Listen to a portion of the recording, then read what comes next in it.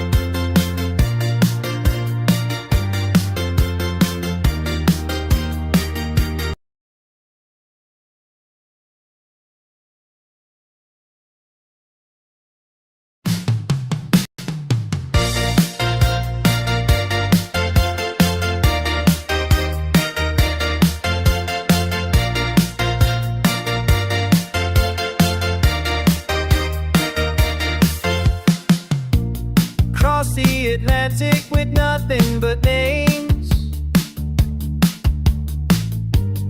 Irish and Scottish blood in our veins. Work the minds and the bones to the land. Build this life with calloused hands. That's how we got.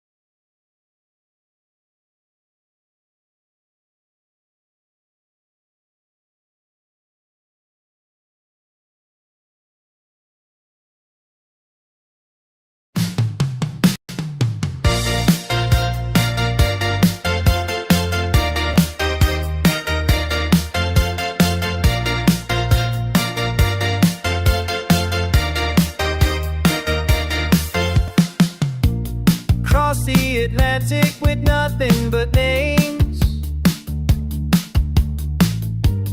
Irish and Scottish blood in our veins. Work the minds and the bones to the land. Build this life with calloused hands. That's how we got.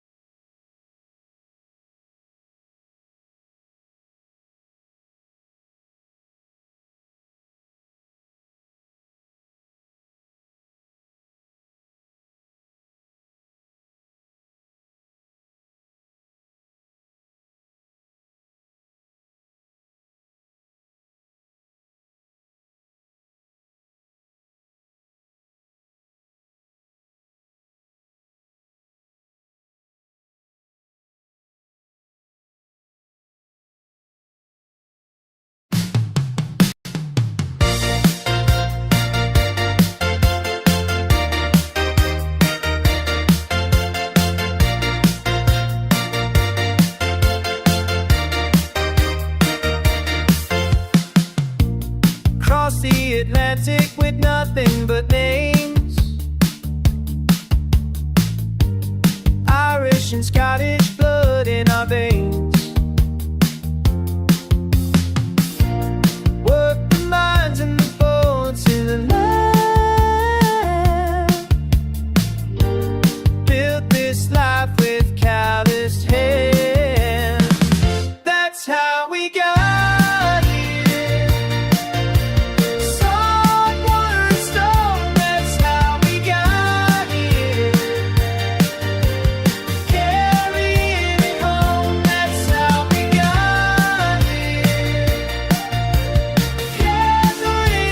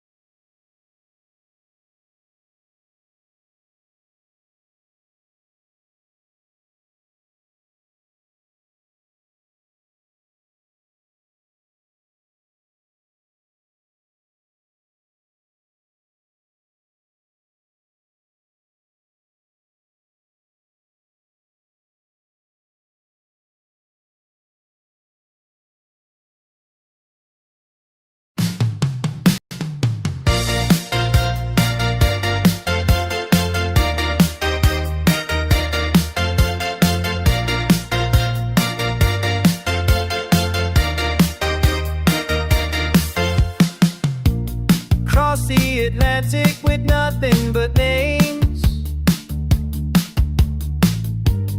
Irish and Scottish blood in our veins.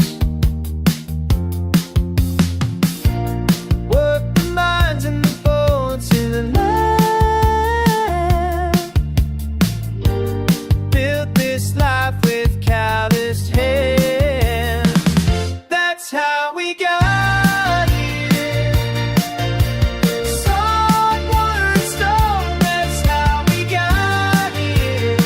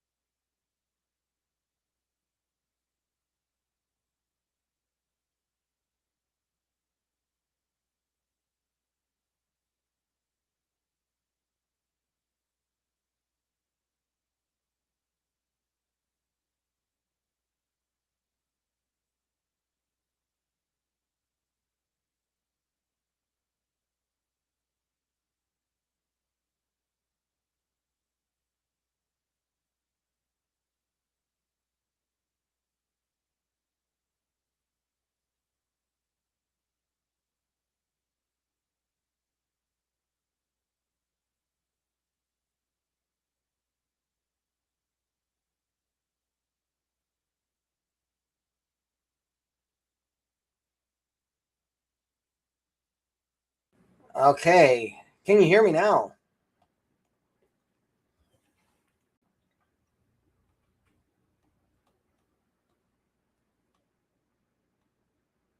Can you? Can you hear me now?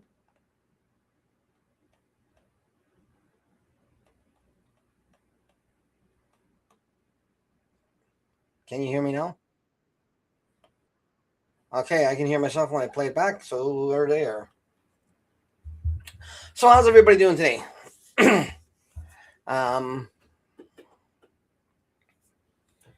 Yeah, and if you're on Facebook, if you're on YouTube, you'll see I have a poll going for you. Those of you watching on Twitch or on Facebook, you won't be able to participate in that poll, but you can answer in the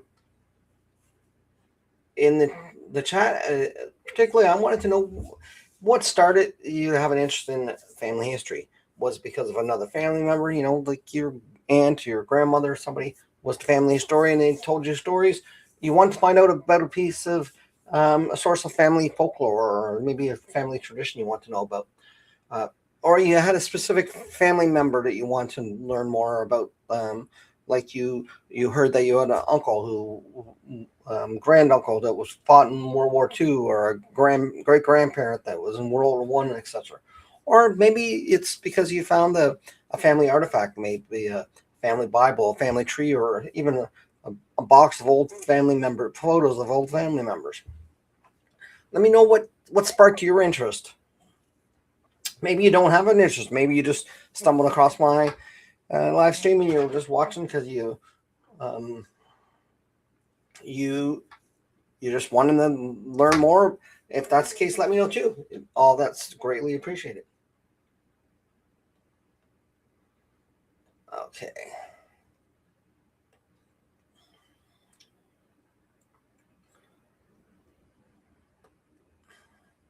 So I'm going to do one thing here. I'm going to drop from here so I don't have any feedback and conflicts. I'm really dry today. Was a really stormy day in Atlantic Canada today. I don't know if you're watching. In PI, where I'm at, in this area I'm at in PI, didn't have as bad as up further east. And Nova Scotia apparently had quite a bit of snow as well. My wife is over at her parents, and she mentioned they had about 6-7 inches or more, and then it melted, and they had some more pile up on after that. It's been cold, but not as cold as it had been in January when it was down in the minus 30s, 40s, and for a few days there. So I've had a busy past week. Fully recovered from my heart attack now for the most part. I'm still dealing with a little bit of pain, but I'm back working. Actually spent quite a few hours doing research for clients, and also the developing a few other pieces of the business over the last week.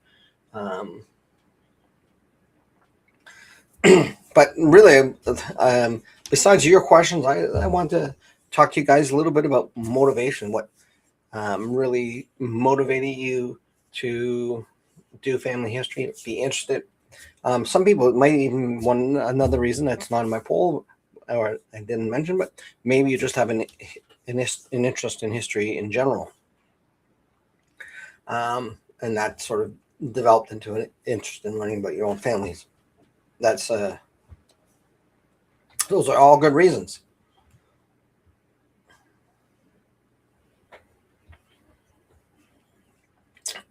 So I'll share a little bit about my story, so you get an understanding what motivates me. It's probably the thing that really motivates me, and is one of the things, is I grew up. My father was in the military, so I lived all over Canada. It's to the point that my wife, who grew up and lived in the same house from the time she was born till the time she got married and moved out with me, other than a year when she was in university. So she always lived in the same place, but I never did. I knew where my parents were from. My dad was from Halifax area. My mom was from Cape Breton. I knew that. I had family there. I visited them, but I didn't know where I was from. That really sparked, that question when people ask, "Where are you from?" I knew where I was born, but I left there before I was 2, so I had no memories really, no attachment there. So I want to go and find out, you know, where I'm from, so I could answer that question. When people ask us when we're out, when we meet new people, my wife always just answers, "He's from Canada." But I wanted sort of a more than a deeper answer than that. I one point I used to say, "Well, name a year, and I'll tell you where I'm from." I was from, but I wanted to get that understanding. My teeth look yellow in the camera. They're not that yellow in person, anyways. I wanted to be able to answer that question more substantially, because I realized that where you're from isn't just really place necessarily. When you're talking about your family, part of it's a place, but part of it is um, what makes up that place, what makes the traditions, what makes the culture um, of that place, that ethnicity, so to speak. And I believe there's two types of ethnicities. You have your strict sort of ethnicities that we think about, um, going back to Europe, and you'd have the English, you have French, Irish, Scottish, whatever, German. But you also have cultural ethnicities. Sometimes somebody could move into an area where it's predominantly um, another ethnicity, but because of the culture in that area, they develop that as sort of their own. They take up the traditions and stuff. So it's really kind of important. I always loved history. I've been a history buff since I was a little kid. Um, Probably, I just loved history. My grandfather um, was in World War II. He never really spoke a lot about it. There was a few things he spoke about. I want to learn more about World War II, more about our country. I always had that interest. Um, so it was kind of natural that I developed an interest in family history. When I was 9 years old, my grandfather, for his side of the family, somebody had did a family tree. I have it around. Um, it was just typed up. Uh, there's no sources or anything, but it goes basically back to his family. Um, Specifically, mostly um, his family surname, which was Anderson, to the first settlers from Scotland to Cape Breton. So it went back to just before, and they went back to a generation in Scotland, and so it went from the late 1700s until at that point it was 1979. I just gave away my age.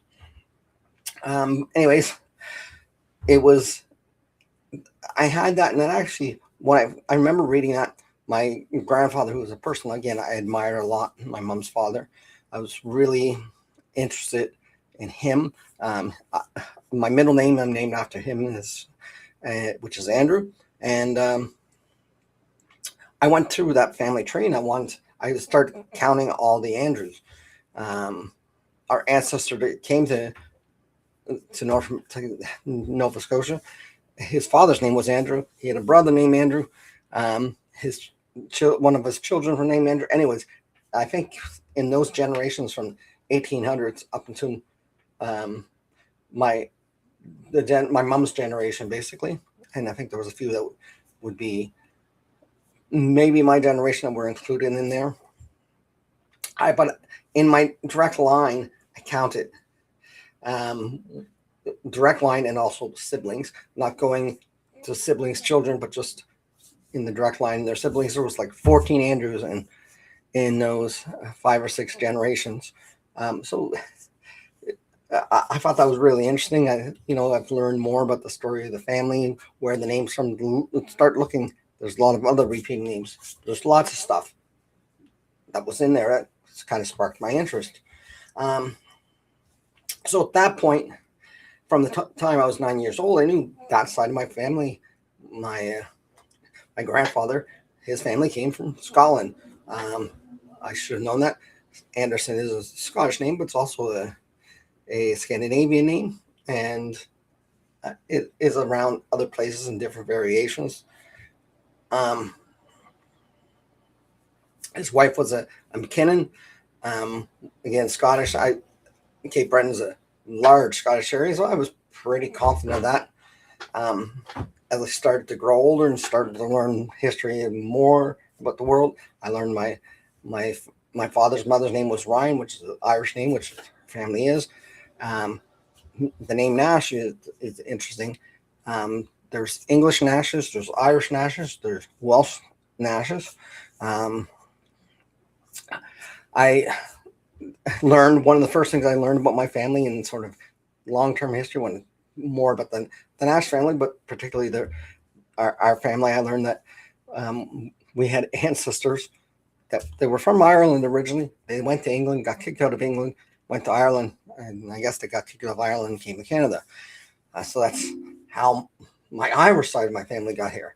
But learning those things over time sparked an interest to answer that question, where are you from? Now, if somebody asks me, where are you from, Brian? I can tell them about where I was born. I can tell them about my actual family, where they were from. That I'm Irish and I'm Scottish, or as far as ethnic origin, that I'm an Atlantic Canadian, and both my parents are from Nova Scotia. And I'm part culturally from Cape Breton. I have a lot of traditions and cultural things that I enjoy come from that side of the family, which is not just it's a mix of Scottish, Irish, and even a little bit of Canadian, the music and some of the cultural traditions. So I have a little bit of definition. It's a much broader definition.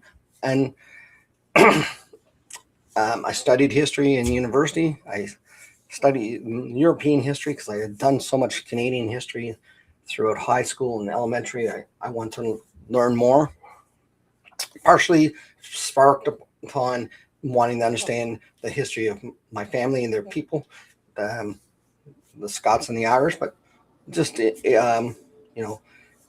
didn't just focus on them. I studied Italian and German, French and Spanish history, Greek history, even ancient Sumerian history. But it really, I had just an interest in learning. I have an interest in learning, those things that make us who we are in the human race, what developments along the way. But I also have a really interest in knowing my family's part in that. What were they experienced? What was their role during different things?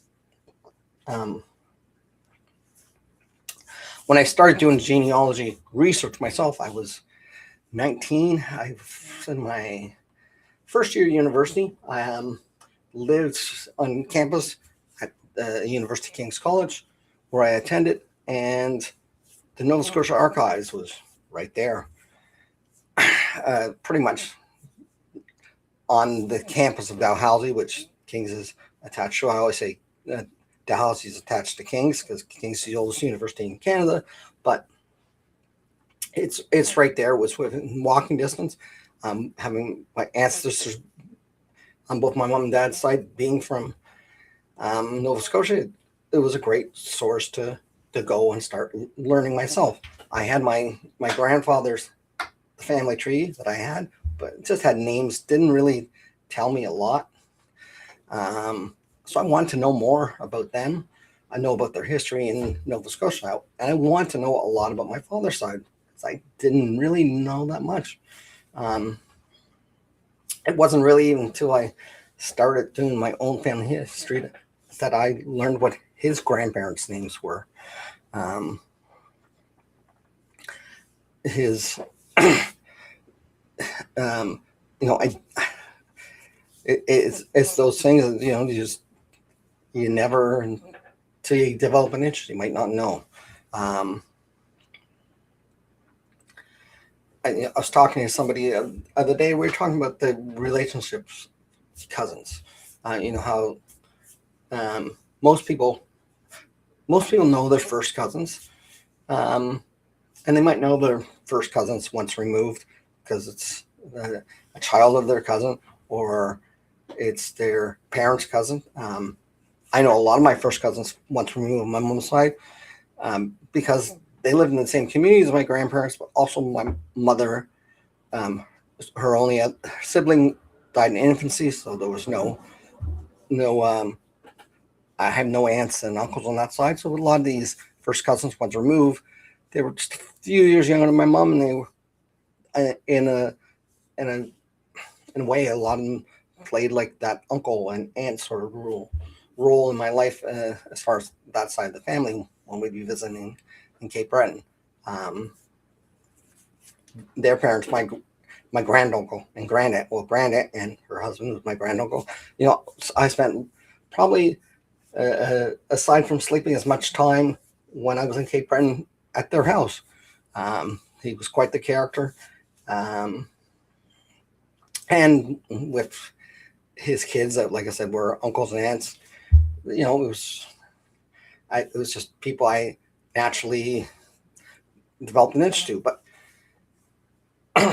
on my father's side, I know my first cousins. I probably wouldn't recognize second cousins on his side. Probably first cousins once removed.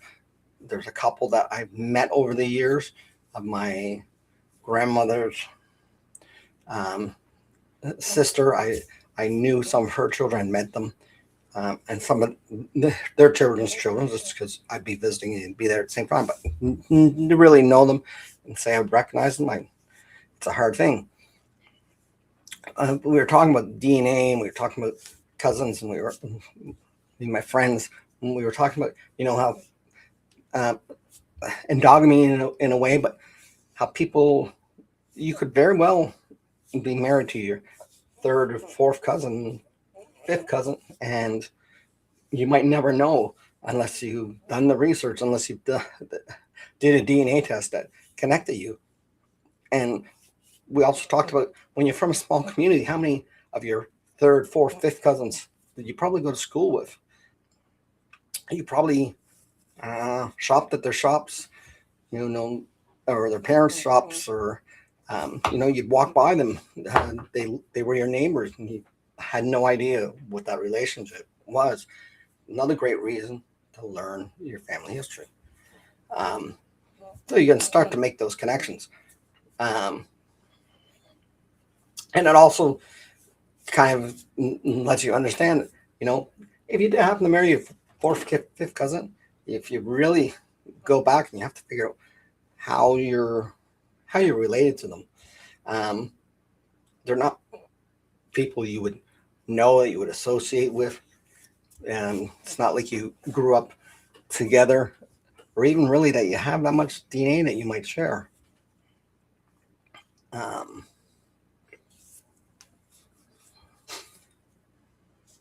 So yeah, there's all kinds of reasons and motivations and things you learn in family history. You learn about.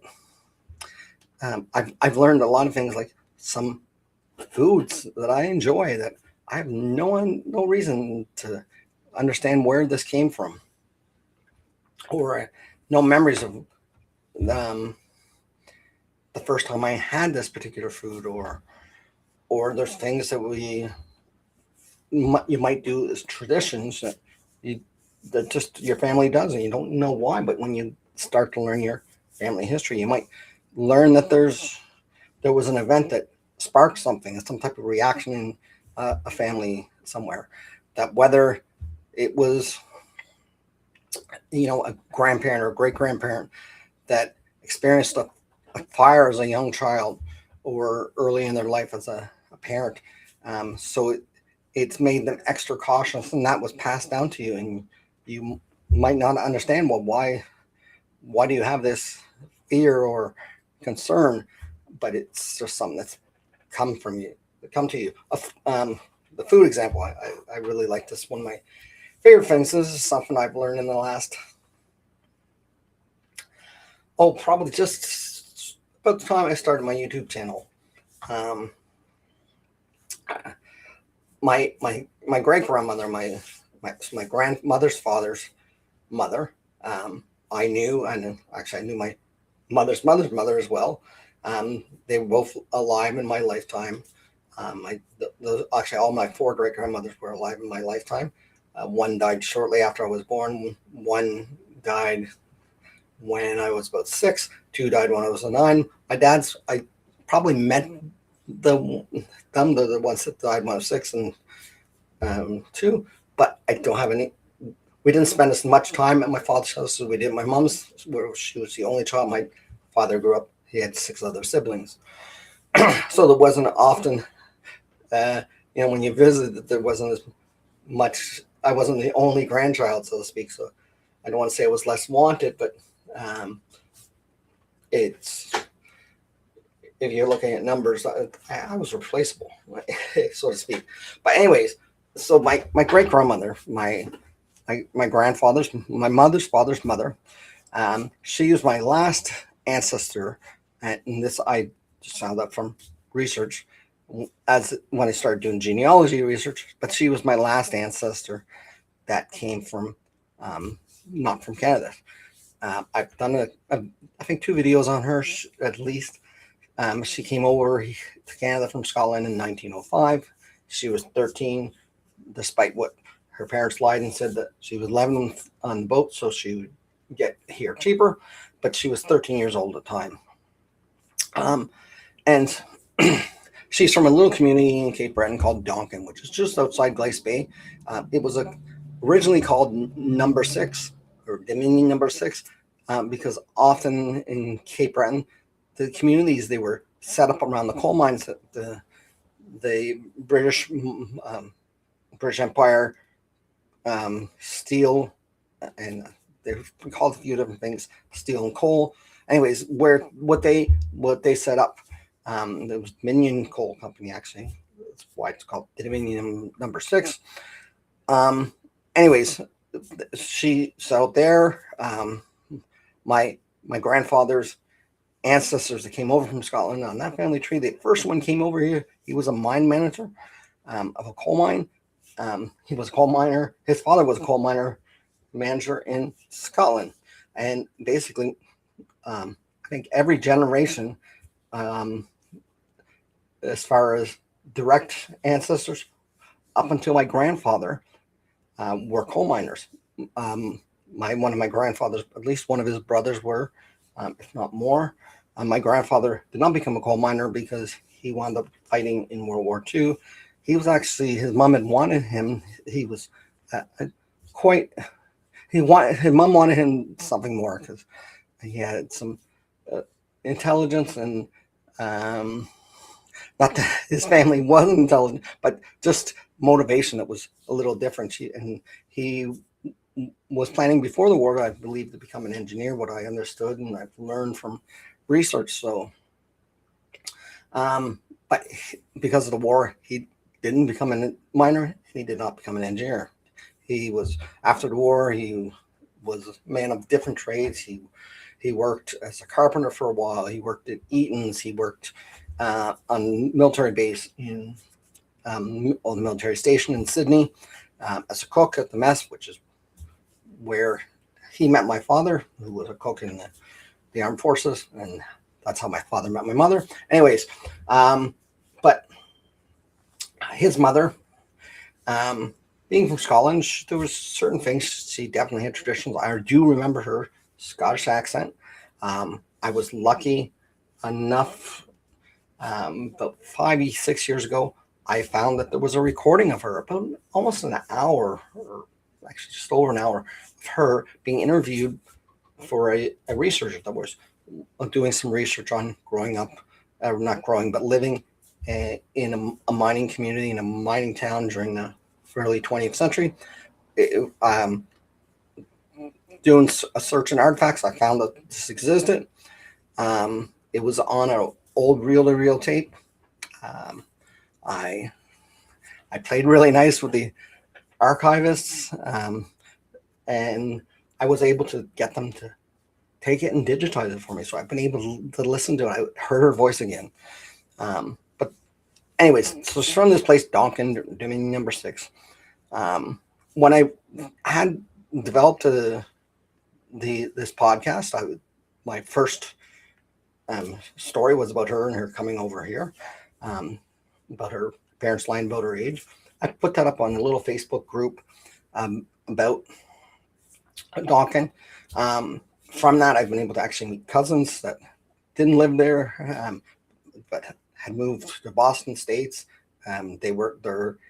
I guess would be my first cousins once removed, or second cousins. Some of them, their parents or grandparents were my grandfather's siblings.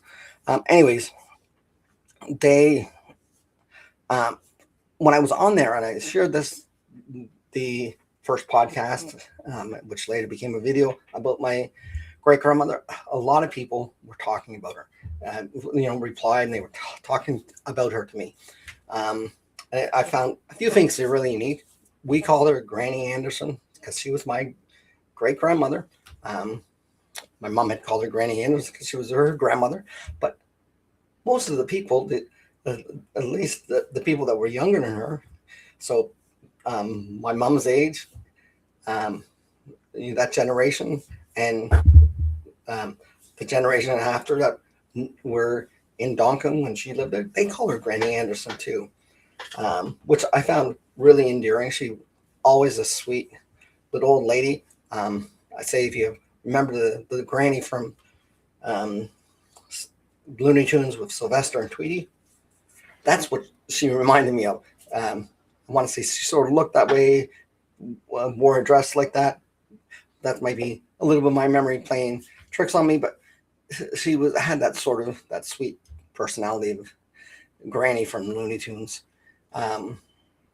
Anyways, one of the things almost everybody that remembered her mentioned about her shortbread cookies, and I love shortbread. You can ask my wife. You can ask people that know me. I enjoy a good shortbread.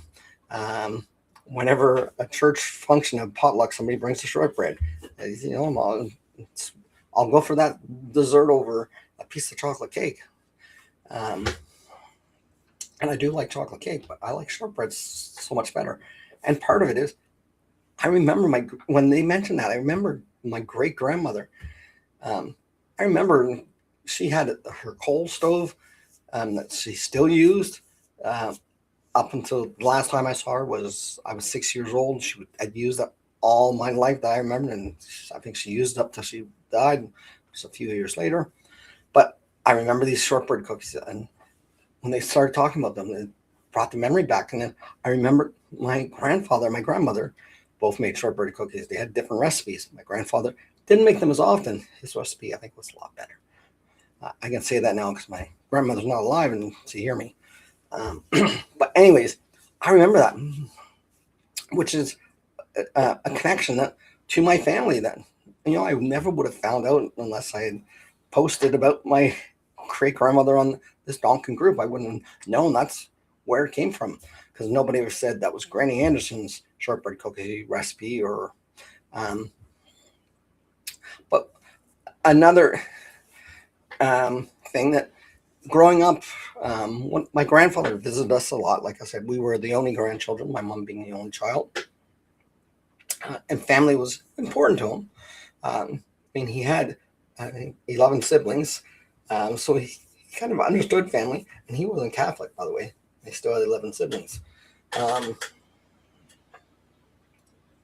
Anyways, one of the things he used to do fairly regularly, he had got my mom at one point a stone bean crock, like a clay. But even before he had that, he always made homemade beans, and it's something I looked forward to when he visited. I'll tell my wife even now to the day, I don't know what he did exactly, but I've never had beans that were so good. It's something I really enjoyed. And all homemade baked beans. I'll order them. I'll at the amount of place and have them, especially for breakfast. A lot of places around PI and some places in Nova Scotia, you go to a restaurant and they'll have that as part of a menu item, which I always make sure I'll get because I enjoy good homemade beans. But anyways, when I was listening to this recording, my great grandmother, the lady was talking to her, talking about different things, and at some point they were talking about food and preparing for her husband that worked at the mine, making his lunches and dinners, and what it was like to have 12 children and have to prepare meals for her. And she said to the lady, well, do you see that there was a pot she had that was either on the stove or by the stove? She said she's had that since she was married, and every Saturday from the time she was married, she made her husband baked beans, and her family baked beans, which is again not being told. My grandfather had passed this way. She had passed. I could not ask. Well, was that Granny Anderson's baked beans recipe they made? But I'm assuming it was. Part of it that really makes me assume it was is we always had. There was only me, my brother, my mom, dad, and my grandfather when he was visiting. Maybe my grandmother there. But there was always a big pot of beans. It was surely enough to feed a husband and wife and 12 children. So I think it was her recipe. He just never scaled it back. It's a recipe I'd love to get. My mom has it, but I don't know. She can't make it quite as good as my grandfather. And you have these things. Where did that come from? Was that just these are things I'd love to be able to learn, and I've learned a little bit back farther. This was something that my great grandparents enjoyed, that as part of their family traditions. But did it come from before that? Did my great grandmother, did she bring that from Scotland, with her father and mother was that something that they did? Was it something that her husband had developed in her because he did, because his family did? Was it something that was out of necessity because it was having just a large family was cheap? I'd like to know a lot of those things. I've learned some really great stories in unexpected places about my great grandmother from that. I'm sorry, that's got something really itchy there. From my great grandmother from that recording and from elsewhere.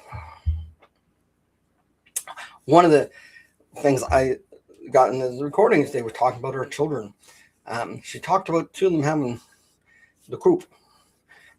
So what they did for the cure for it was those two boys, they went to the mine one evening with her husband, who was a miner, and they slept in the mine on the cold floor of the mine because this was a cure. Again, not a family tradition that's been passed on to us, but it was an interesting story to tell. My father's brother was, I want to say at the time in the 20s and the 30s, going into the 40s, was a outstanding, and I knew this because I had been told these stories growing up, an outstanding hockey player in the community, was well known for playing hockey. When I started doing my own research, I found out he actually had a chance to play with the Montreal Canadiens. He was in their training camp, and he came back home to work in the coal mine.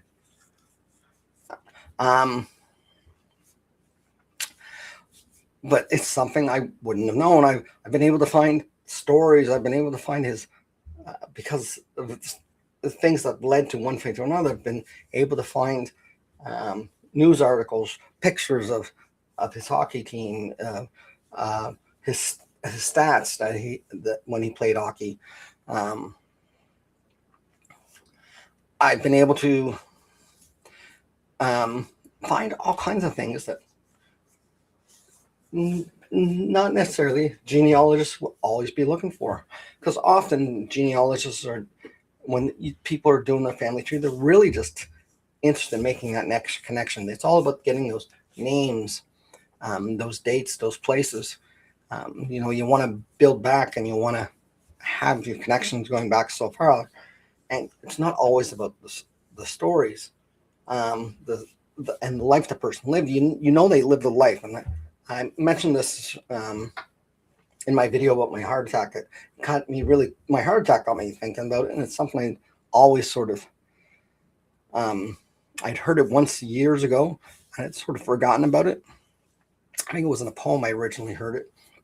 But I mentioned in my video that as genealogists, often we're focused on that number, on a tombstone. If you look at tombstone, we're focused on the birth date and the death date.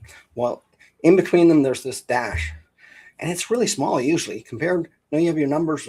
If your numbers are that big for your dates, your dash is like that big that goes between them. But really, it's the dash that's the story. It's the dash is all that life in between. That's what it represents, and that's what the story is. That's what's interesting. It's not just enough to know that you had a grandparent that was born in 1922, died in 1991, but in my grandfather's case, 23 and 91 was him. My grandmother was born in 1922, died in 2022. It's almost 100 years. She didn't quite make it. She was just short a few months. But on those two dates, there's 2 dates, 2 years, but there's, in her life, there was 99 and a half years between those 2 dates. A person can do a lot in 99 and a half years. I mean, I know I can do a lot in 1 year. Probably not as much as I used to be able to, but I can still do quite a bit. I have quite a bit of life that you live in that time. The things you experienced.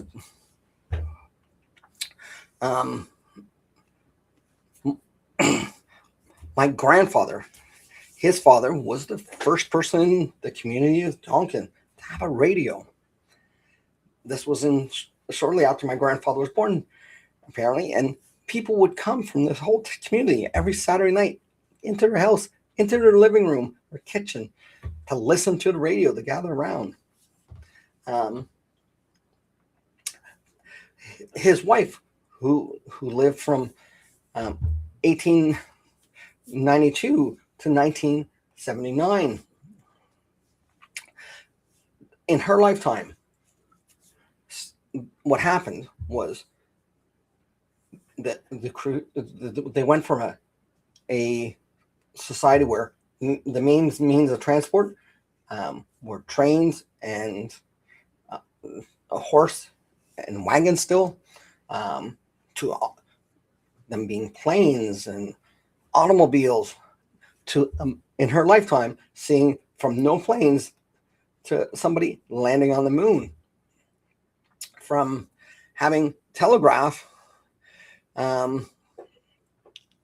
communication in a home to having a phone, which was a rare thing. Not everybody in the early 20s even had a phone in that community. From having a radio that there would be a few shows that they listened to throughout the week, that radio shows, and you'd listen to it for the news, to having in her lifetime TV, and not just TV, but color TV, being able to have live broadcasts. Like the Olympics are going on now. Back in 1976, the Olympics were in Montreal, and they were broadcast across the world. That was in her lifetime. Whereas to get a message to somebody in another country,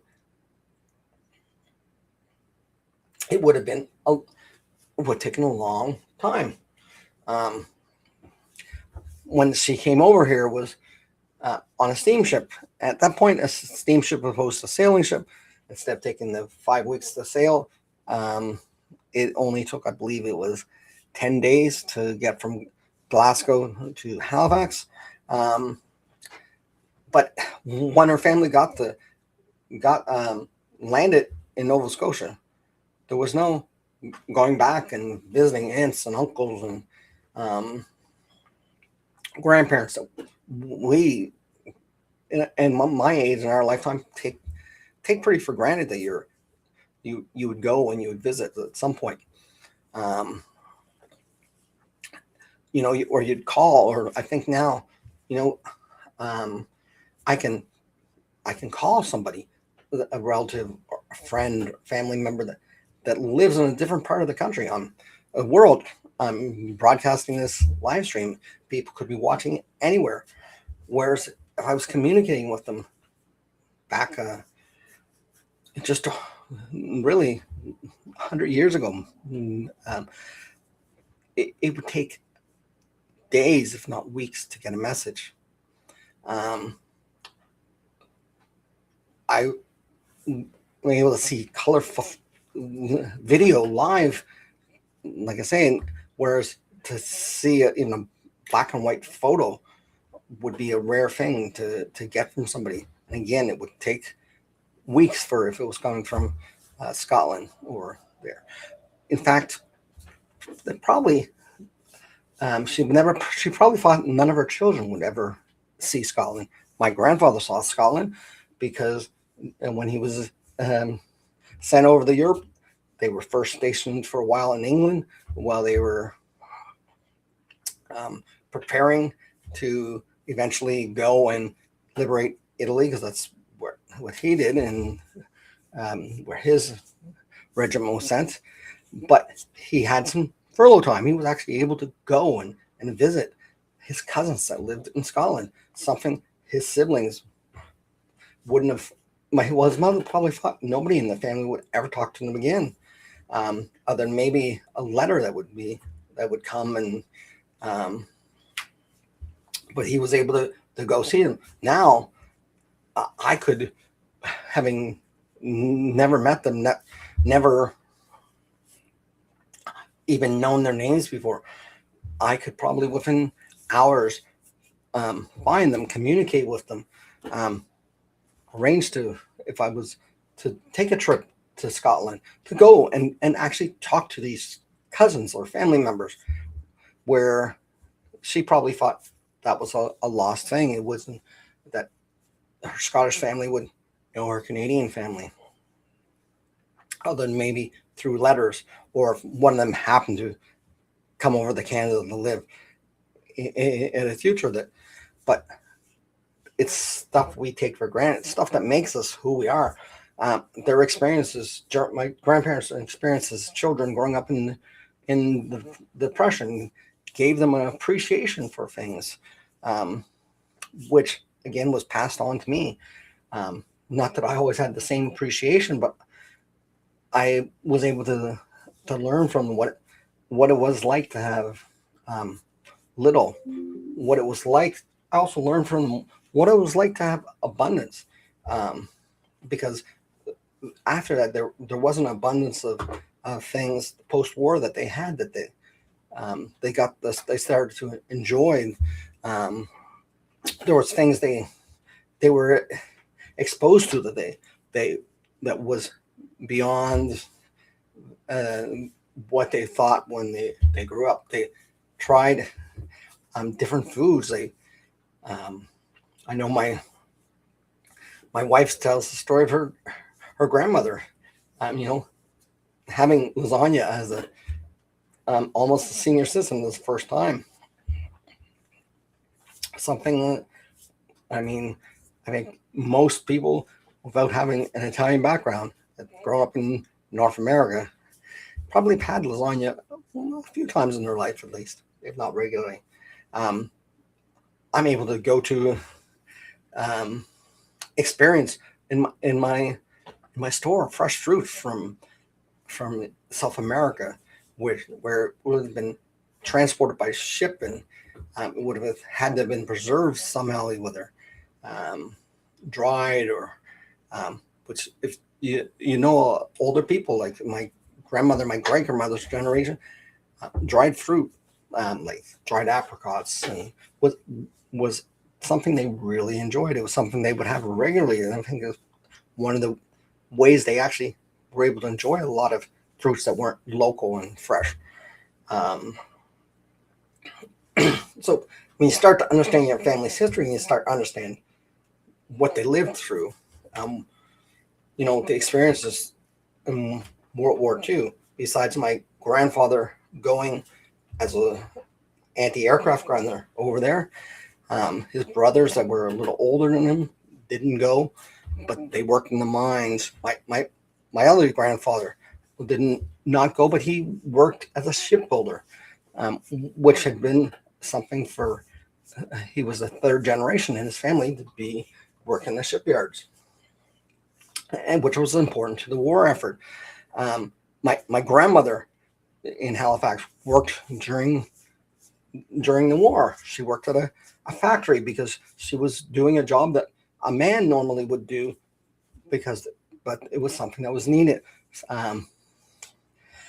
Somewhat. She worked at Morris Chocolate. She wasn't manufacturing weapons or bombs, but she was manufacturing chocolates, which would go over to the soldiers, that would be in their care packages, that would be in the packages for POWs that they'd send, and was used, people enjoy, would share with their children. But, getting one or two chocolates at Christmas, I know from my grandparents, when they grew up during the Depression, that would, if they could get one or two chocolates or sweets, that would be an amazing accomplishment to them. They would feel like kings, like that they were living above their means, that they had wealth beyond measure. I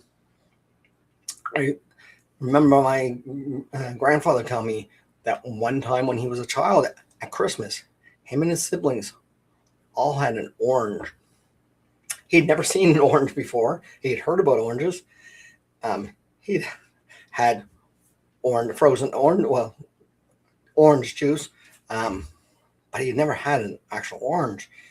And somehow his father saved some money and was able to get an orange from a grocer who had got them from Florida at Christmas time.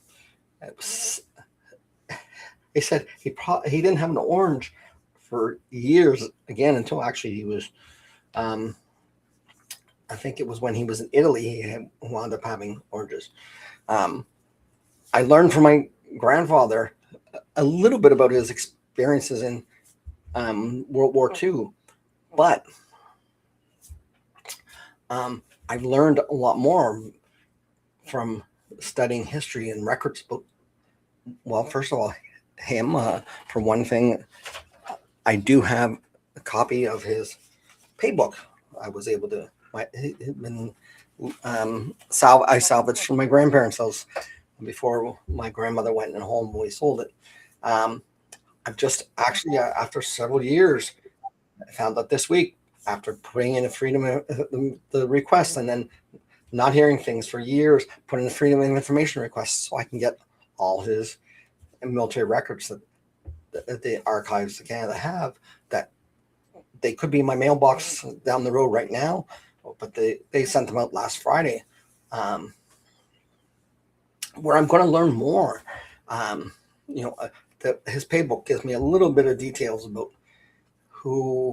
where he was when he was paid, how much he got paid, how much he sent home to his wife, because he was actually just married the day before he shipped out. And that's even in his pay book, because he'd been in the militia and the regular forces for a little bit before he shipped out for training and stuff. And there's that change when when his wife is in there. There's dates after the war when he was still being paid, because he was still in Europe serving. Because my grandmother's father has these little notebooks that my mother had gotten a hold of, that have all kinds of details and they're not quite diaries, because they're those little promotional notebooks They used to have them still in my lifetime, though they weren't as nice as these ones. But like banks and insurance companies or whatever get out, you just have random notes of all kinds of interesting things happening in the family, things happening in the world that he just commented on. For instance, he talked about how much hay he brought in, how much wood it might have been, because even though he lived in the city, he would go up to his families were had been farmers when they came over from Scotland. They had a family homestead farm. So he would go up to the country and he would help clear hay when he was in his 70s still. He would so he would talk about this. He would talk about cousins and community members when they died. But he also talked, like I said, about world events. And it's like one of the things I've found really interesting was his entry. I think it's April 15th, 1945. It might be April 12th. April 12th is the Titanic, not 1945, but I think it was April 15th. Anyways, he has, he would say something like, John Mackenzie died, or Mr. Mackenzie. Really funny. When my mom was born, he referred to his son-in-law, my grandfather, as Mr. and Mrs. Anderson, because he said Mr. and Mrs. Anderson had a baby, a girl, Charlene, which is my mom's name, on the date of her birth. It's entered. But on this day in April, amongst these, bringing in the hay, well, actually, it was April, so it wasn't bringing the hay, but getting so many loads of coal, the temperature, another person in the community's funeral, like they're and talking about that, talking about going to the races, talking about going to church, and even the minister. And there was a couple comments, but the minister giving a particularly good sermon on the day. But in amongst these different comments, and the other thing is too, these weren't always in order. He's, I think, opened a page and wrote when he wanted. But there's Mr. Roosevelt died. Talking about Frank Delano Roosevelt. I mean, a very major, important event that happened. Not necessarily as Canadians, but it was a world event. But that he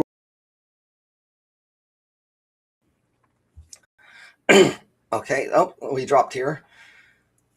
My connection dropped, so hopefully you're still there. Anyways, so on the day after, so this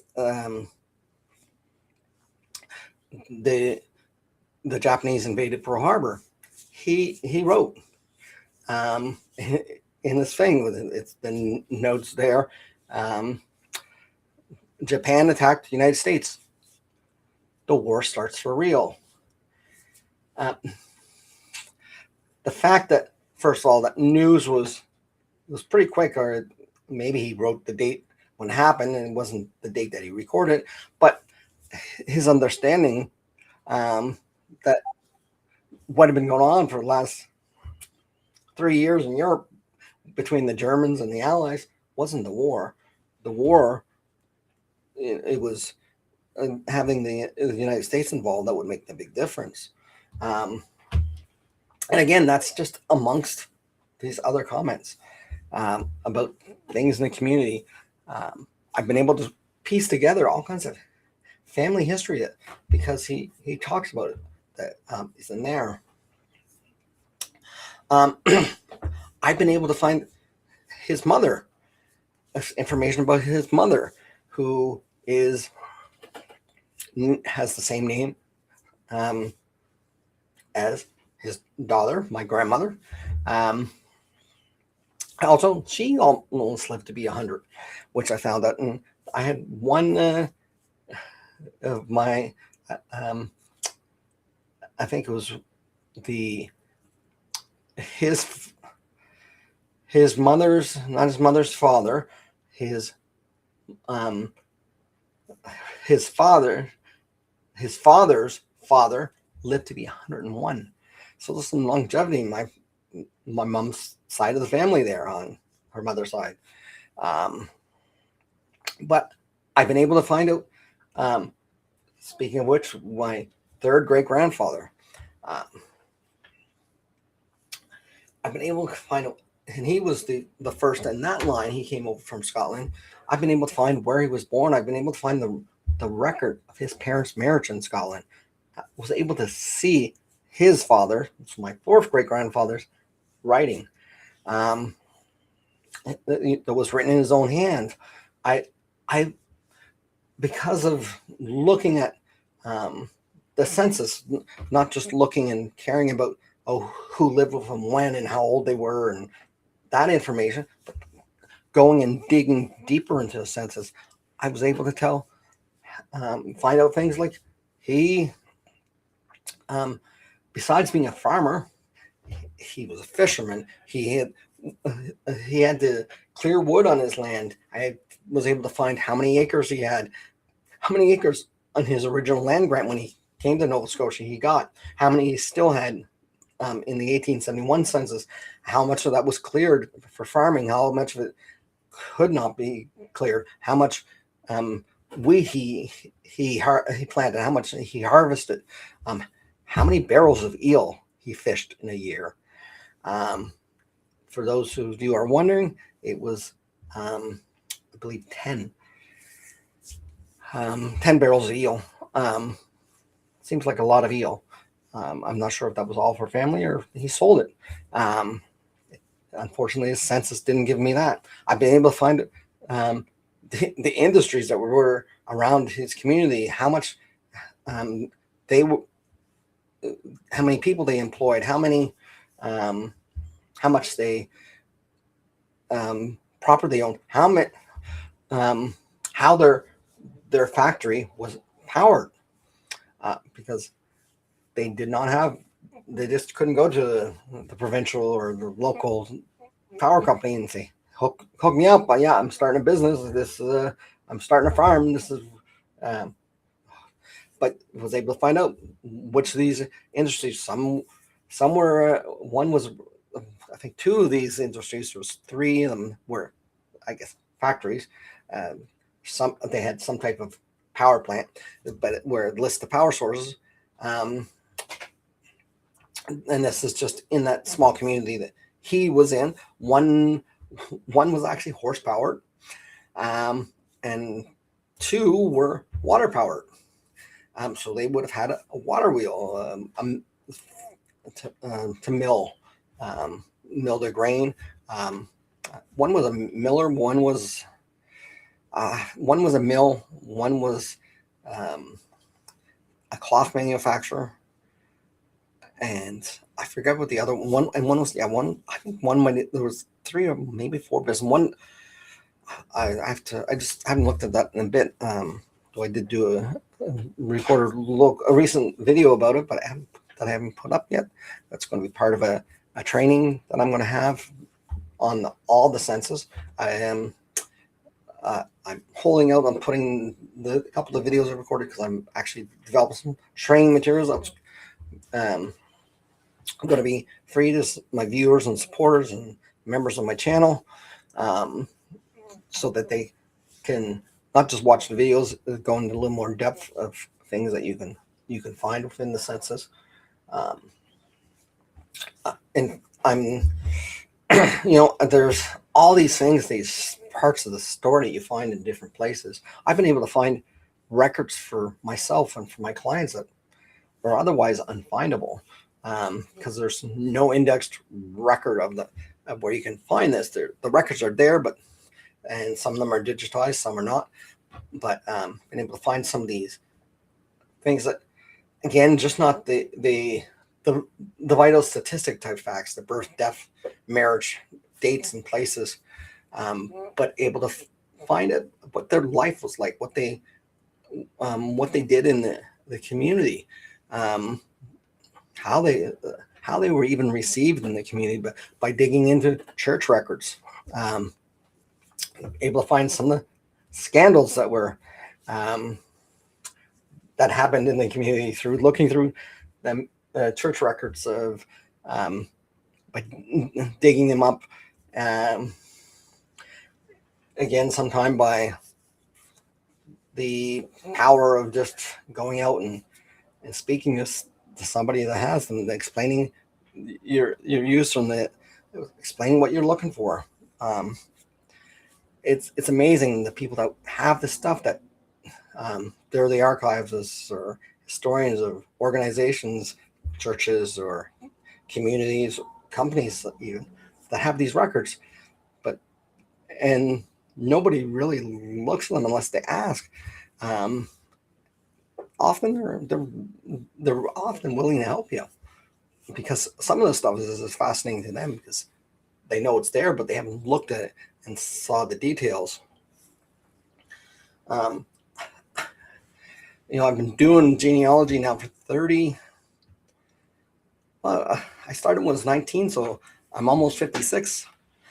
So we're coming up to close to 37 years,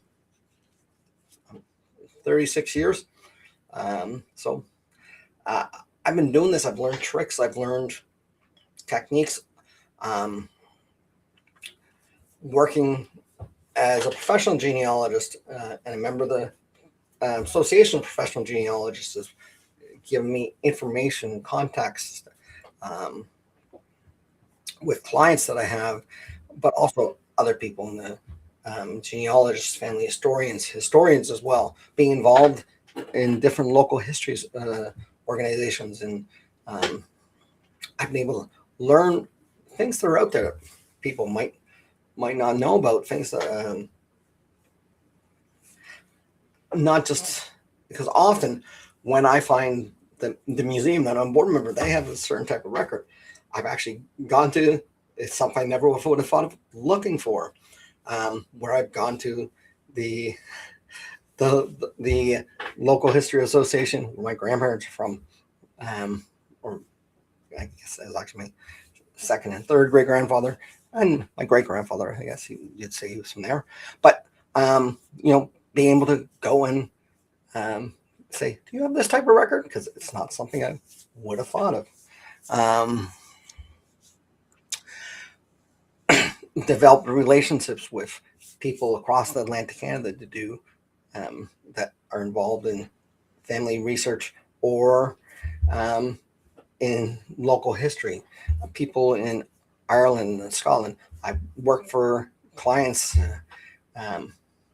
It's funny. Most of my clients actually are from the United States. They have some type of connection to Atlantic Canada, or there's been a couple that just have connection to Canada, or just to Scotland or Ireland that I've done work for, where I've been able to search for those records that are available online in different places, been able to contact people in different communities.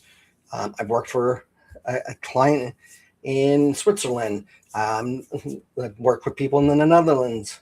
It's all giving me this knowledge and understanding, not just of my own family history, but learning how to get history right. I have a client I've been working for since September, and it's a lady, an older lady that's wanting to get her family tree right so she can pass it on to her grandchildren and her next generations. And she did a lot of work in getting a large family tree, but she knew there was some problems with it, and she didn't know how big. I've spent hours, and she spent thousands of dollars and trying to get it right, to unfix their mistakes. I've been able to go through and get a few lines straightened out and show her how to do this herself, what she should be looking for, how she should be doing it, so she can get the records that she has, get them right, so she can get those over 4,000 people that were duplicates, that over 1,700 people that had no actual sources other than another tree that were there, so she can get an accurate and record. So she doesn't just have that record, but also talk to her about learning the stories, because there's so much more than just, like I said, those names and dates. I've been slowly putting all these techniques, skills, things as far as some of the organization that I've learned to for digital organization of files and actual physical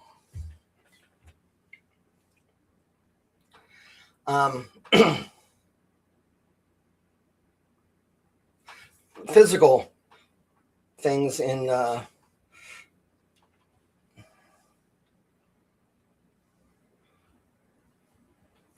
sure, I can do that. You can actually look for how we got here and you should be able to add me. I don't think I even have a number. I think I'm the only one. Just send me a message and I'll reach out to you, or send a message to the channel. My email address is on there.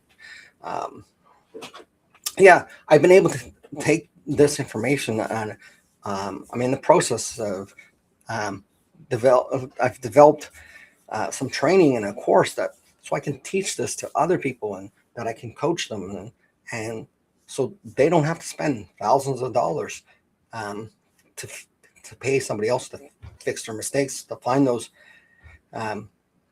hidden records, those unfindable records that actually are findable, to organize it, organize the information. I had one potential client that I actually visited in person. They had gotten from, I believe it was an aunt, this was all the information, the records that their aunt had, and several large moving boxes of records, birth certificates, parts of family trees, photos, all kinds of other things. But there was no organization, and so she was left with this task that seemed overwhelming. Was able to help her to tackle in a manner that is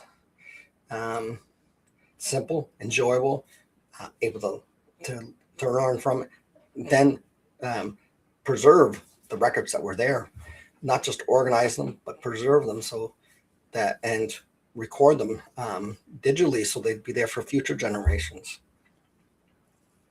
All these things, like I said, I'm put together in a course to help people that want to learn how to do this. No matter how many years you've done something, you can always learn something new. In this, I take a lot of my own philosophies about family history and history in general. One of the things I often say is I love doing research, and I love doing it professionally, making money for it. It's great to be able to work at something you love. But that being said, nobody cares about your own family history as much as you do, or somebody else in your family. No matter how much you're paying them, their motivation is much different. Their care, even the things that they want to know. Again, a lot of professional genealogists, unless you got them to look for specific things, they're not necessarily going to go there. A good example is had a client that was doing some research for, and she was trying to find some information on how she, like, who her birth father was.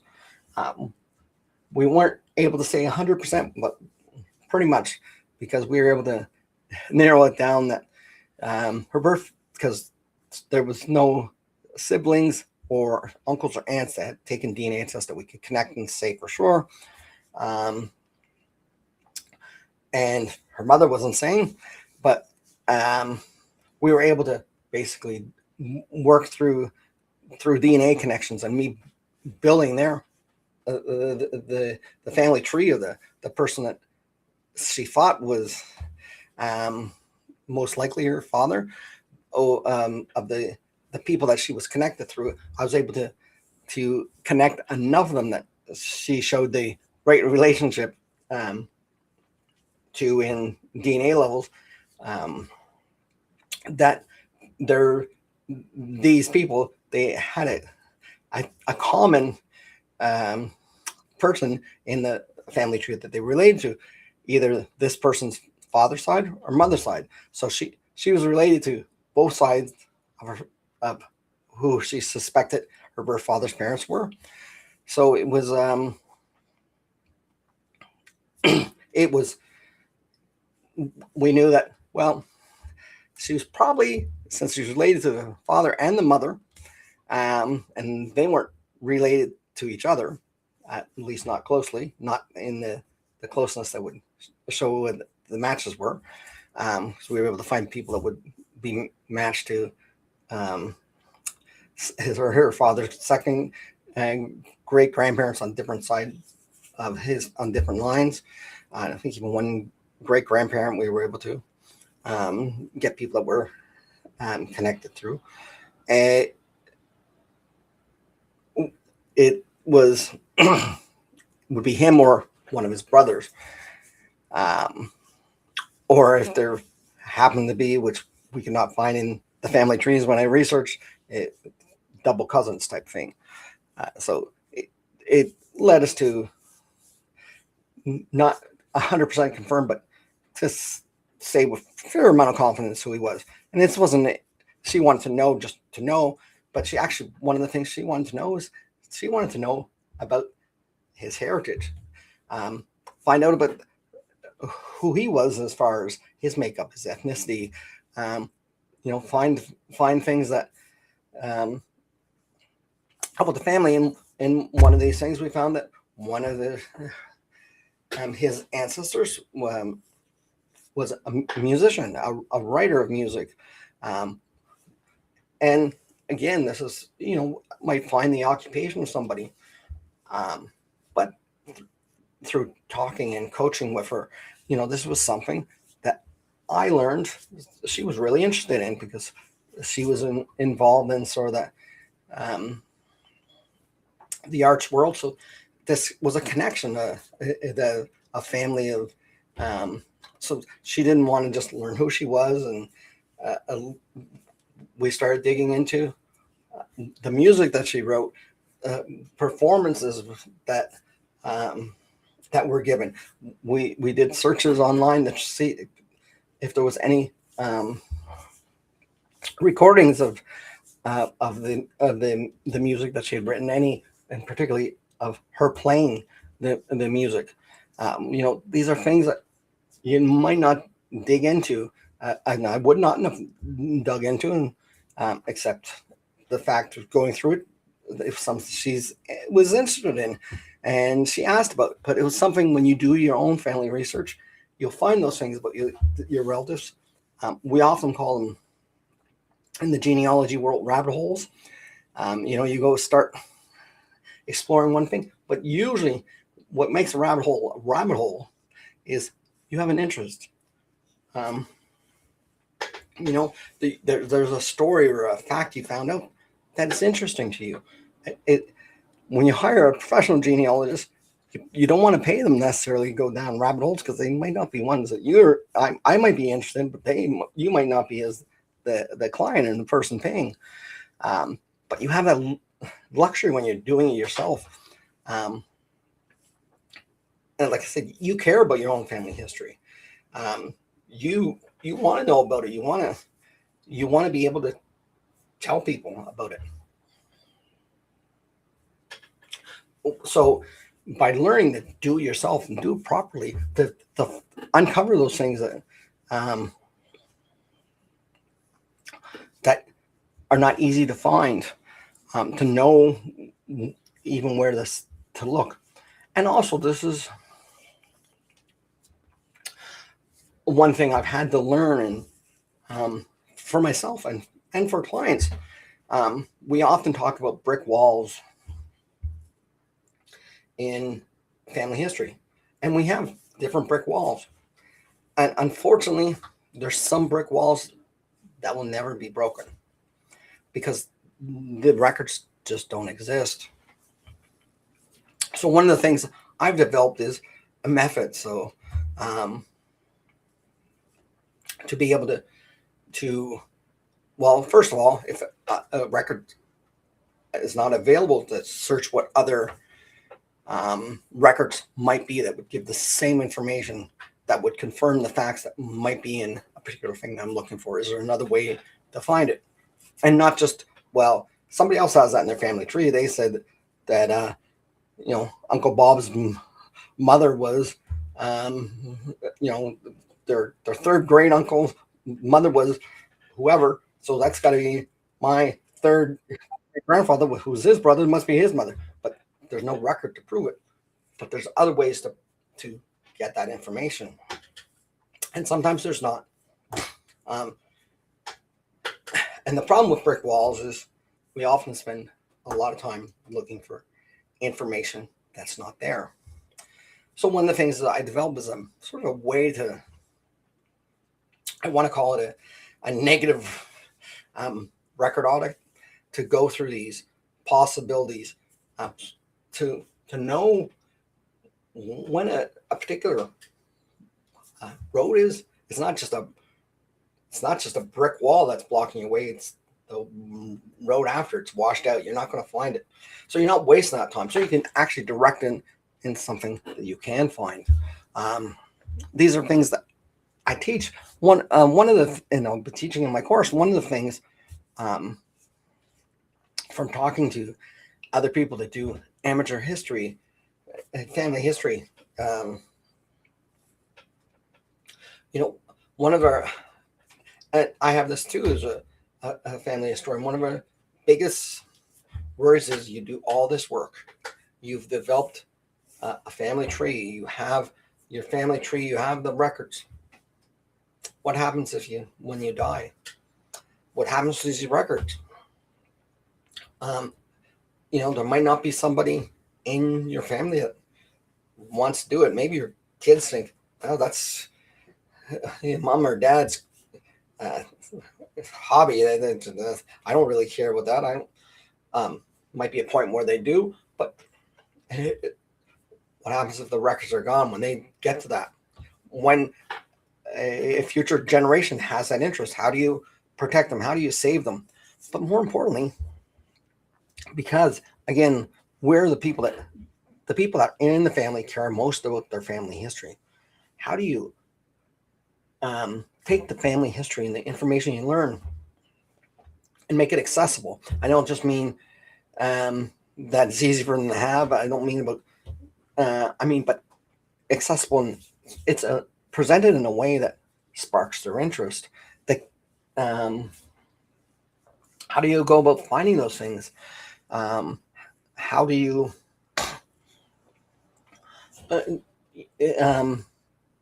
pass on your passion? So your passion becomes genetic in the sense that you're passing it on to your descendants.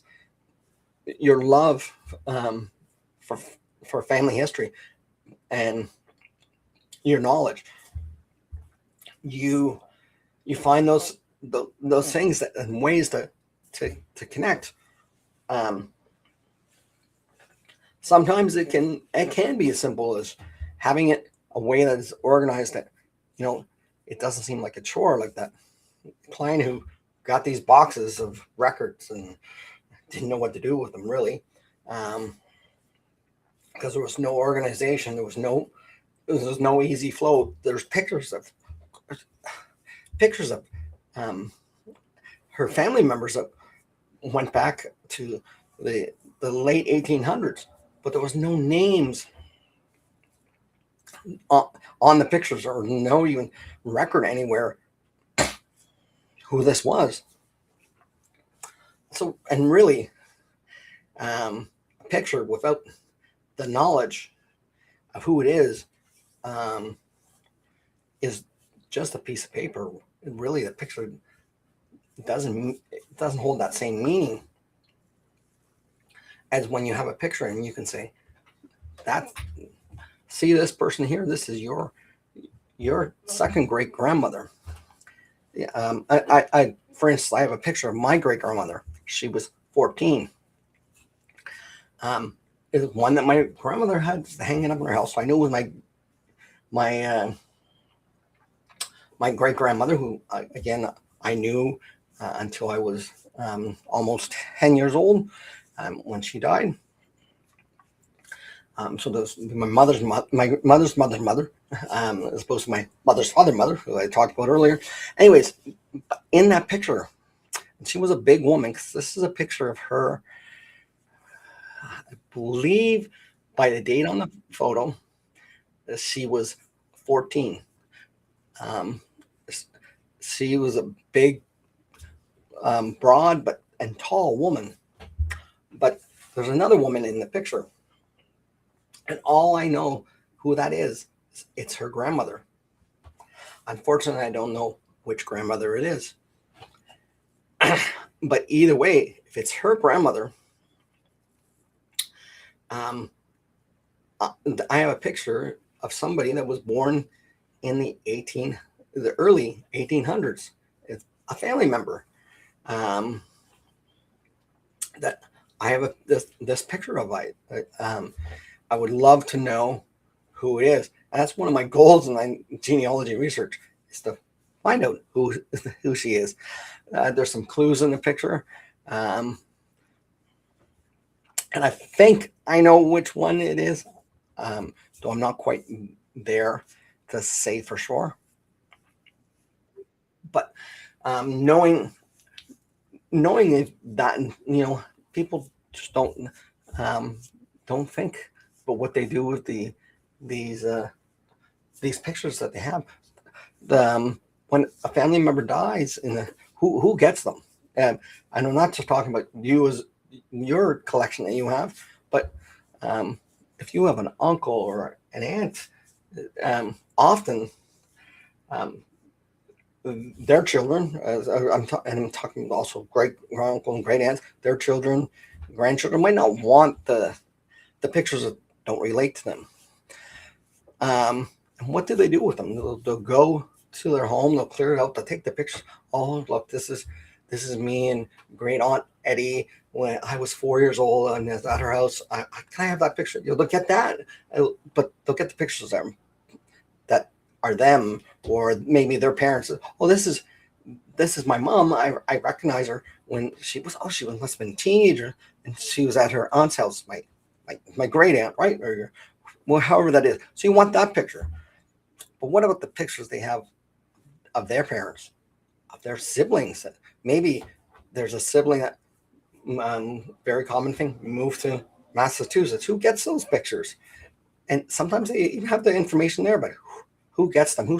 Does somebody know in your family that, hey, you have those, you come across those, give them to me. There's ways to do that. There's ways to get other people interested in your family, that are in your family history. So they're looking for those things for you. They're looking for those stories. There's ways to record those stories that they have. Because when you have, I know, like my father, it was seven in his family. He has one brother has 4 kids. One brother has 5 kids.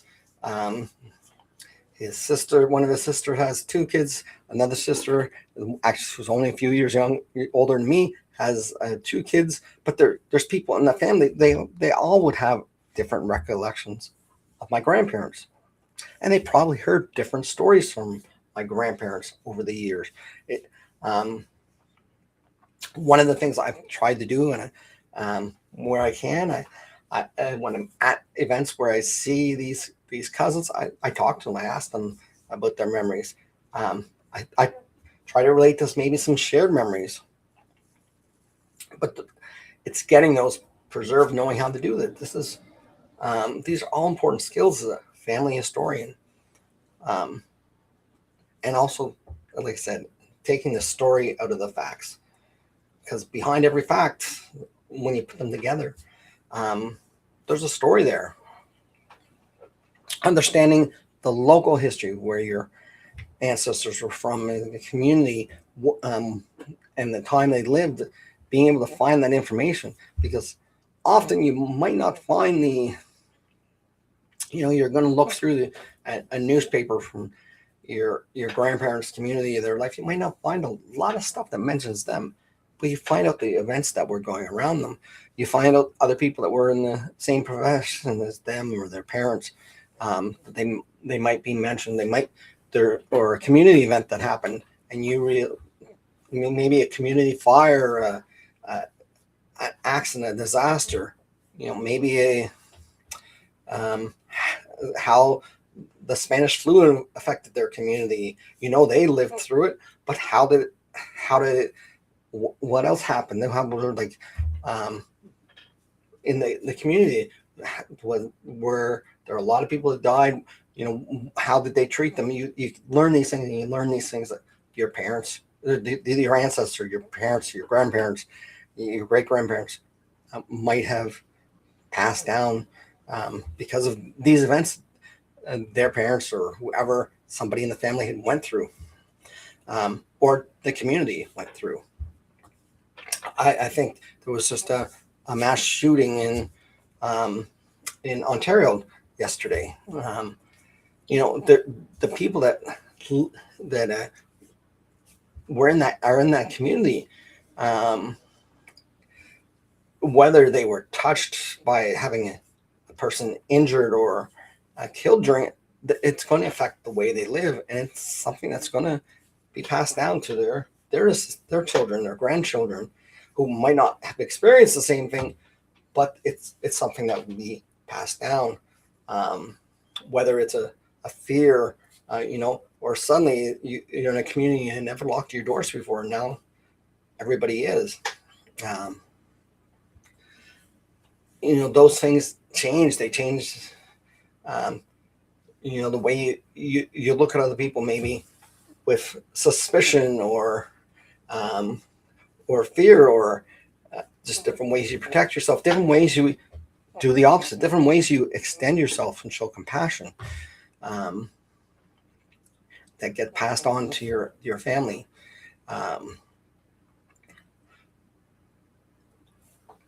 Having this understanding. So I'm really wanting to teach the skills that I have, and I've accumulated. I've learned from other people, because really there's nothing brand new. Often the things I've learned from a specific person, or sometimes a combination of seeing a few different people do stuff. I've taken a different approach to, and I've sort of put it all together to make it so that you can learn from me. Part of it is, that you can also, one thing I do with clients now, and I want to develop more through this course and through connections, is doing some actual coaching, because often I find a lot of people,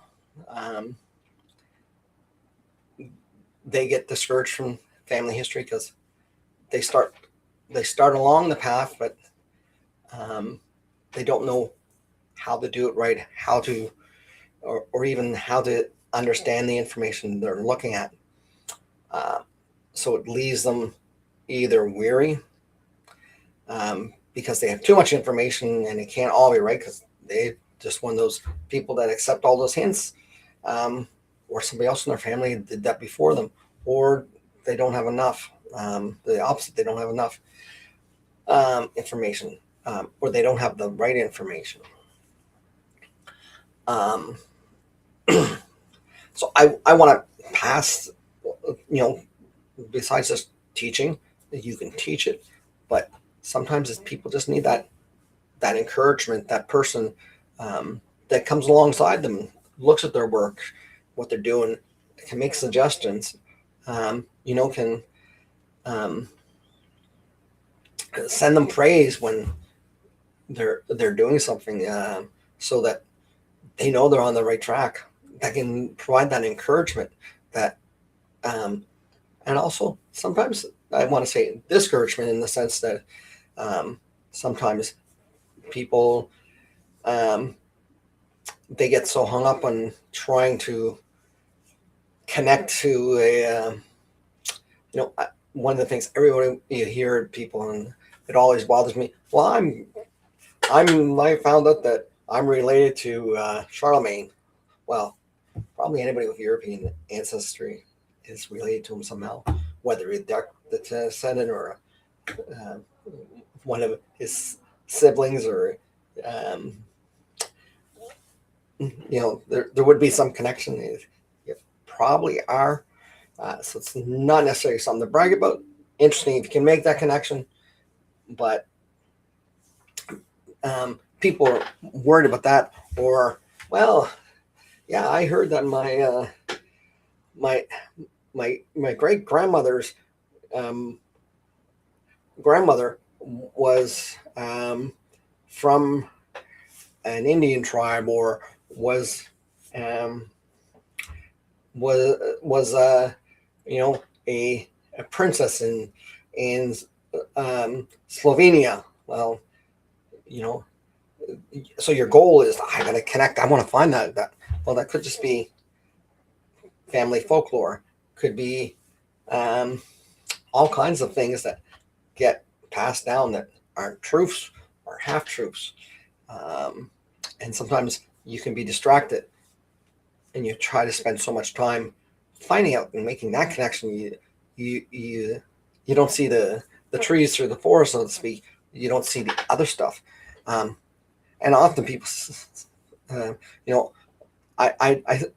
one of the things I love to remind people, and I try to do this at the end of my videos. I say every family has a story, and every story is worth telling. A lot of people say, "Well, there's nothing interesting in my family. My third great grandfather came over. He was a farmer.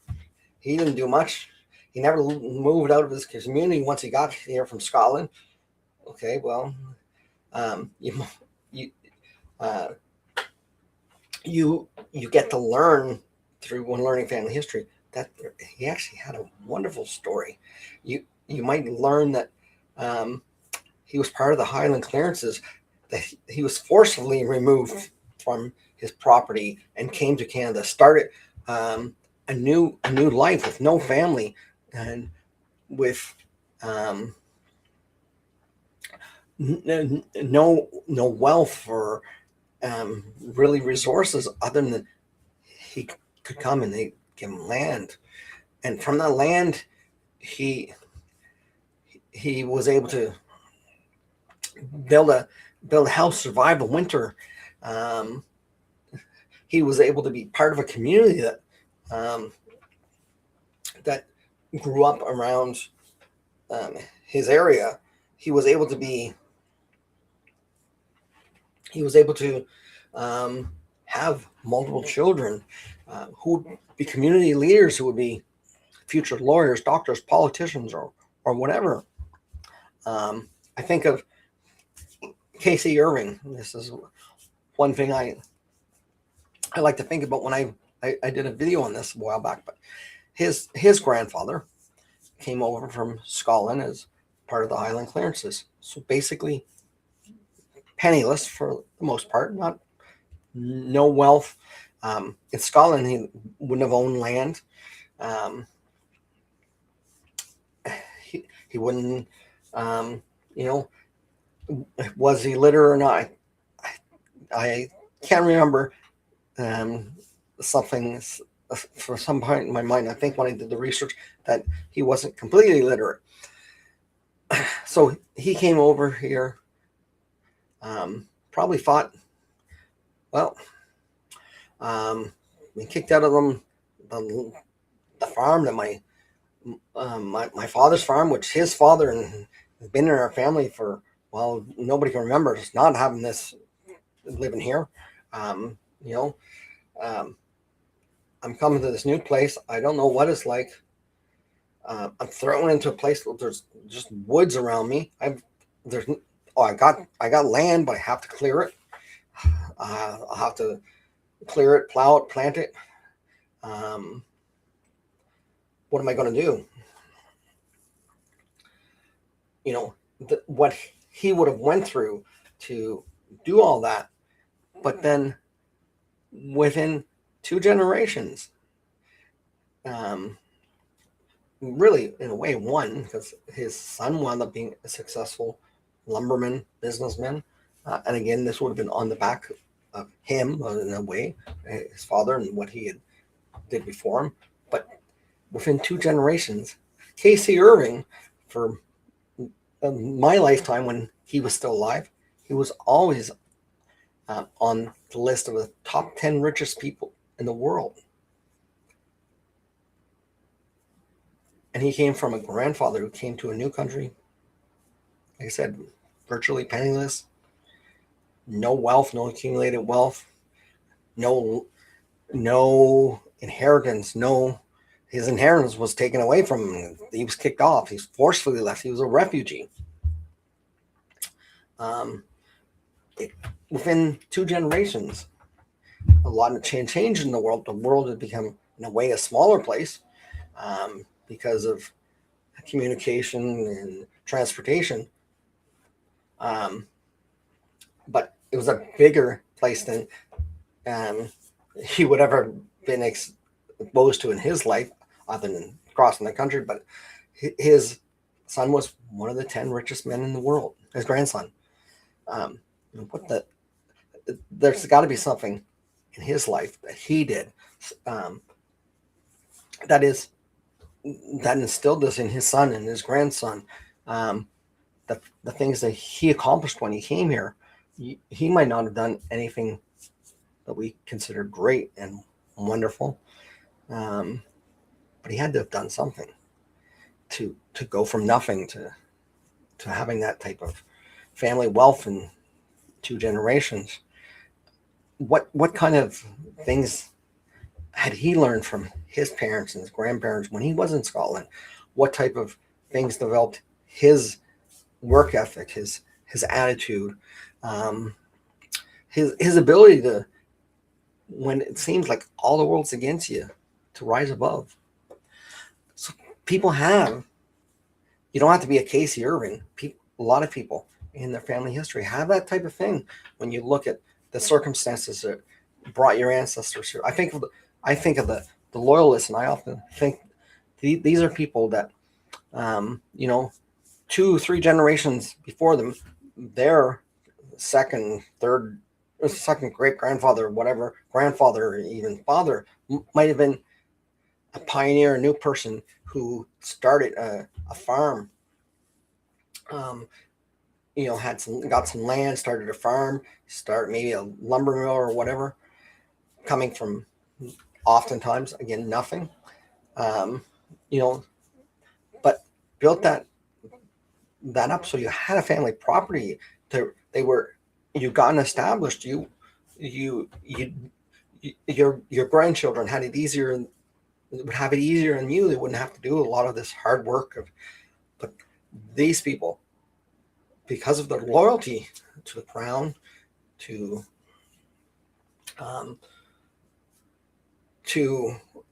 was to the crown, some was just the way they thought government should be run. There's all kinds of different reasons.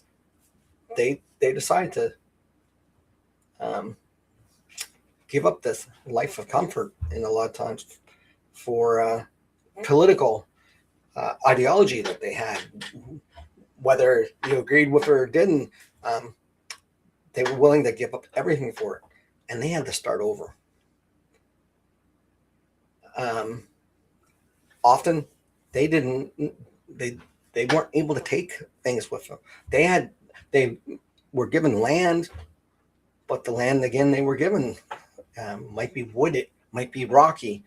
It wasn't the plowed fields that their family had enjoyed for the past couple generations, since their original pioneer ancestor had come to New York or South Carolina or wherever. They came from warm South Carolina to Digby, to St. John, New Brunswick. They were dealing with winter for the first time in their life. They were dealing with having to, places where there wasn't towns already, wasn't these things that they taken for granted. So they had to start over. But them within a generation or two, their family were, often themselves at the beginning were leaders in the community, but they were economic leaders. They were the teachers. They were the lawyers. They were the doctors in the community. Somebody had to do it. It sent people in different directions that they might have not been before. Maybe their family had become merchants in New York, but when they came to Nova Scotia or New Brunswick, Prince Edward Island, they became farmers for the first time in generations. And from that, they became other professions because of a need, because of this new land, so to speak, and somebody having to fill it and do certain things. They became boat builders, or but it had to have been hard to see what your grandparents or great grandparents had built up for you in those few generations, but also they would have, because you knew they went through that, you probably had an idea that you could do it too. So anyways, I'm really getting to the end of this. I do this stream every Thursday night at 8 p.m. Atlantic, 7 Eastern. So if you're watching on Twitch, or YouTube or Facebook, where I stream this to, join me. Most weeks I'm here.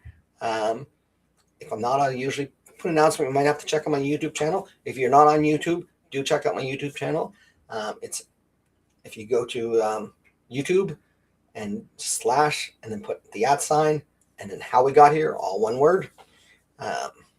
You'll find me. You'll find videos where I talk about different people groups, different techniques for researching, and I explore the history of some of these people, some different people. Anyways, thank you for watching. I usually do a round of questions. I used to call this the how we got here happy hour, a genealogy happy hour. So I sort of got in the tradition of doing what I like to call the last call, because there's a forum where people can ask questions. They can ask it in the chat, but also to do that last call. So here it is. Oops. Last call!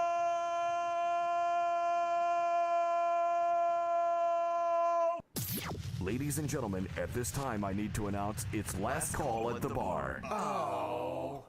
So this is your last chance to ask a question. If you have a question, ask it in chat. If you have something in your own family history research you're doing, you want to know, feel free to ask. If not, you can always go and, like I said, in most of my videos, I have a link to it, or you just go to ask.howwegothere.ca, or even send an email to ask@howwegothere.ca. You can ask your question. If you have a specific question about your family tree, if you have a way to share that in that form or in the email, that'd be great. I can look at it directly, or if you have, you can send it in the chat. And what I do with those, I do try to, when I get those in, I do try to answer them on the stream. Most weeks I do a Q&A session. Not always. Sometimes it'll be like tonight, I'll just be talking about a particular subject. I was a little over everywhere to this night. Anyways, so I'm just going to wait a minute or two to see if there's any more chats coming in. And if there's not, I'll bid you farewell. Since I'm not seeing any, I'm going to I'm going to leave you there and to say, like I said, every family has a story to tell. Every story is worth telling. So keep searching for your ancestors. You all have a great evening, and talk to you next week.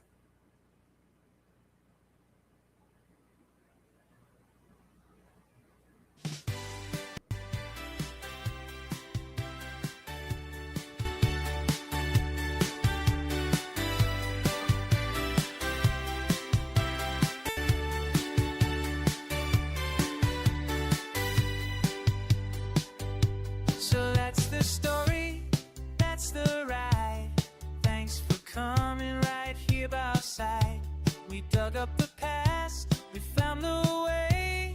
Thanks for listening to what we had to say. How we got here, now you know. How we got here, time to go. Same time, same place, we'll do it again. History's waiting, my friend.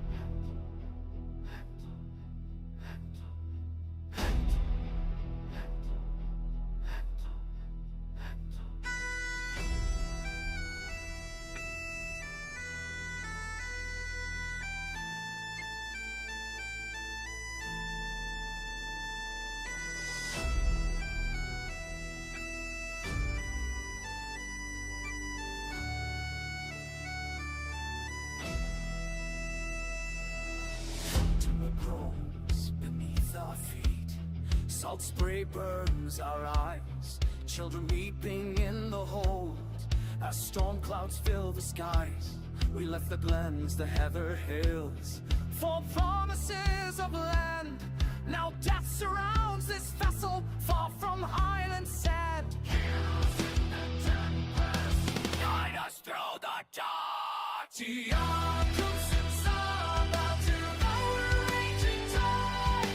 Carry us to distant shores, keep our souls alive.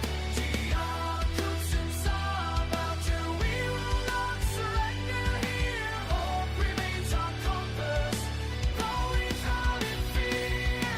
Fever takes the weakest first, bodies wrapped in shrouds. Mothers clutch their children tight, while thunder screams out loud. The captain swears we'll make it through, but hunger tells us lies. Each wave could be our burial beneath these hostile skies. Hear us in the tempest, guide us through the dark. Through the raging tide, carry us to distant shores, keep our souls alive. We will not surrender here. Hope remains our compass, though we drown in fear.